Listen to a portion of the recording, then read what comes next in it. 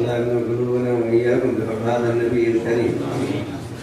يكتبنا إن شاء الله في من عرف هذا القدر الكبير الذي سمعتم القصائد والعبارات والإشارات والبشارات التي كلها تدور حول سيد السادات عليه أفضل الصلاة والتسليمات.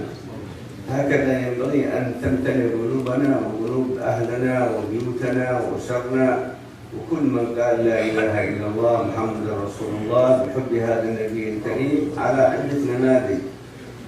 نموذج من النماذج كثرة الصلاة عليه ولو أنت في طريقك أو في سيارتك أو في بيتك أو في خلوتك أو في أينما كنت. هذا واحدة من الأساليب التي تدل على تعظيم حبيبنا ونبينا محمد صلى الله عليه وسلم والفرح به. حالة أخرى أن الإنسان يتحرى المجالس التي أيضا يذكر فيها رسول الله، وهي مجالس الخير وهي مجالس اجتماع القلب وهي مجالس الروح التي تسمو فيها الروح بذكر النبي محمد، لأن ذكر النبي محمد من ذكر الله. إذا ذكرنا نبينا محمد ذكرنا مولانا، فالحبيب عليه الصلاة والسلام مشهود له بالذكر المشترك بينه وبين ربه. أشهد أن لا إله إلا الله وأشهد أن محمدا رسول الله، قرن اسمه باسم النبي محمد. وهذا شرف لنا في هذا العالم الإنساني الذي غفلت الناس فيه عن الأنبياء. كل الذين سبقونا لهم أنبياء، ما من أمة إلا ولها نبي. اسألوا واقرأوا، وخاصة في القرآن وفي التفاسير، هل قامت الشعوب بحقوق أنبيائها؟ بل بلغ بعضهم أن قتلوا أنبياءهم وبعضهم آذوا أنبياءهم، بل وحتى بعض الآيات القرآنية تشير إلى المعاناة التي عانتها الأنبياء مع الشعوب، أي مع الأمم والأقوام، مثل سيدنا نوح أن يعطيه الله من العمر 1000 سنة إلا 50 عام لأجل يدعو الله ويعلم الناس طريق الحق، فأبوا إلا أن يستخدموا عقولهم وأبوا إلا أن يستخدموا طباعهم وكذبوه. وقال تعالى: وما آمن به إلا قليل. على هذا التاريخ الإنساني الطويل 1000 سنة ولم يؤمن بنوح إلا القليل.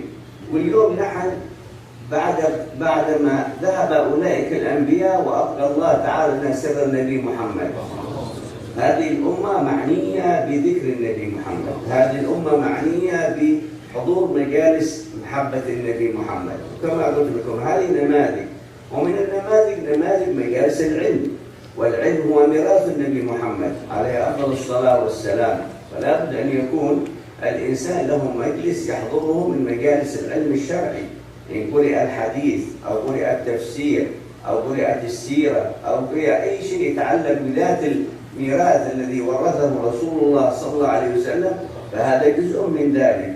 وجزء من هذا أن تنشر هذه المعاني في الأسرة، تنشر هذه المعاني في الأهل، تنشر هذه المعاني في الأولاد والبنات، لأجل توجد في أقل الأحوال توازن بين من يهتم بشؤون الدنيا ومظاهرها وإعلامها حتى يضيع عليه الوقت والجهد، هذا جانب، والجانب الآخر أنه يذكر النبي صلى الله عليه وسلم، فلعل الله أن يجعل هذه الحسنات تمحو السيئات، فإن الله جعل هذه الأعمال الصالحة بعمومها بما فيها الصلاة على النبي صلى الله عليه وسلم مغسلة للروح، مغسلة للقلب، مغسلة للعقل، مغسلة للصحائف التي تكتب على الإنسان. يكثر من الصلاة على النبي محمد فيكون بذلك وبالعمل الصالح يبدل الله سيئاتهم حسنات.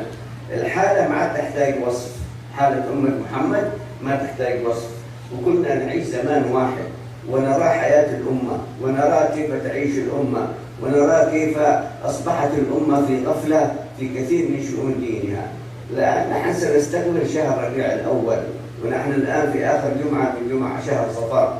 شهر ربيع الأول ستجدون فيه المجالس الكثيرة والمباهج العظيمة وعرض محبة النبي محمد صلى الله عليه وسلم. يجب علينا دائما عندما نقدم هذه الشعائر ألا نعتبرها شعائر ضد أحد، نعتبرها شعائر النبي. الآن مشكلة المسلمين حولوا الشعائر إلى معركة بينهم، فهذا يريد أن يفعل وهذا يريد أن يترك، حتى جاء العداء ونشأ الحقد في شيء في الأصل هو قاسم مشترك بين الجميع. النبي صلى الله عليه وسلم ما هو نبي أسرة معينة، ولا نبي فئة، ولا نبي مذهب، ولا نبي جماعة، ولا نبي أحد، هو نبي الكل صلى الله عليه وسلم. فكل يعبر عن محبته للنبي بما يناسبه. واحد يريد أن يعبر عن حياة النبي بمحاضرة، جميل. واحد أراد أن يعبر عن محبة النبي بمجلس قراءة السيرة النبوية، طيب. يريد واحد ما يريد هذا ولا يريد هذا، يريد يسمع أحاديث النبي محمد كما كان السلف الصالح يقرأ أحاديث النبي محمد. ليس الإشكال في هذا التعدد، الإشكال في أن يتحول الحبيب صلى الله عليه وسلم حرب بين المسلمين، وكل يدعي أنه يحب النبي بطريقته. وهذه العلة التي أصابت أمة محمد، وما تكلمت فيها إلا أنها استشرت وانتقلت بين المسلمين، حتى تجد بعض الناس يحضر المولد أو يحضر السيرة خزان الثاني، وهو ليس كذلك. نحن ما نحضر إلا لأجل ندعو للكل، ندعو لأنفسنا وندعو لما حضر، ندعو للي ما يريد أن يحضر.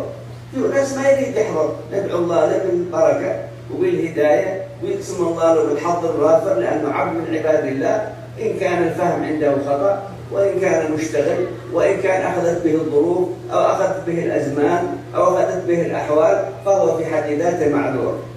الأخ لأخيه، لا يؤمن أحدكم حتى يحب لأخيه ما يحب لنفسه. ولا أحد طلب من أحد أنك تأخذ ما تحبه وتعطيه إياه، لكن ما تستطيع أن تستحضره وتدعي له في هذا المجلس. كثير منكم أهله، أخوه، ابن عمه، صديقه ما يحب هذا المجالس، بل ربما لو رجع إليه وقال له هذا الكلام لقال له كلمة أو حكم على هذا المجلس بحكم آخر. لا عليك أن تشتغل بالمنازعة مع الخلق، انتهى عصر المنازعة، الآن عصر الموافقة. يجب أن تتفق الأمة كل منهم على ما يناسب. إن كانت الطريقة التي يعملها غيرنا صحيحة بمحبة النبي قبلناها، ولا نحب أن أحد يعتدي علينا، ولا نحب نحن أن نعتدي على أحد، لأن هذا هو السلام الذي جاء به سيد الأنام صلى الله عليه وآله وسلم. ويجب أن يجسد في هذه المناسبات التي فيها تعظيم الذات النبوية، وتعظيم كذلك المشاعر الأبوية، وتعظيم المشاعر القرآنية، وتعظيم المشاعر الرحمانية. نحن أمة مشاعر، ونحن أمة شعائر، فلا بد أن نتنبه لذلك حتى لا نصطدم بالآخرين، ولا نجعل أنفسنا كما يقولون في قانون الفعل ورد الفعل، بل نبسط قلوبنا وأرواحنا ومجالسنا كلها لأجل تصبح إن شاء الله تعود بالعائد على أمة محمد أينما كانوا وحيث ما كانوا، تجتمع قلوبهم على ذكر الله وعلى الصلاة على رسول الله وعلى كل ما يقربنا ويقربهم إلى الله. اللهم بارك في هذه الساعة، وبارك في هذا المجلس، وبارك في هذا الجمع، وادخلنا في بركة هذا النبي الكريم في الأقوال والأفعال والنيات والآمال، وحققنا المطلب يا أكرم الأكرمين ويا أرحم الراحمين. وصلى الله على سيدنا محمد مولى بلال في خير حال ظاهر وباطنا، والحمد لله رب العالمين.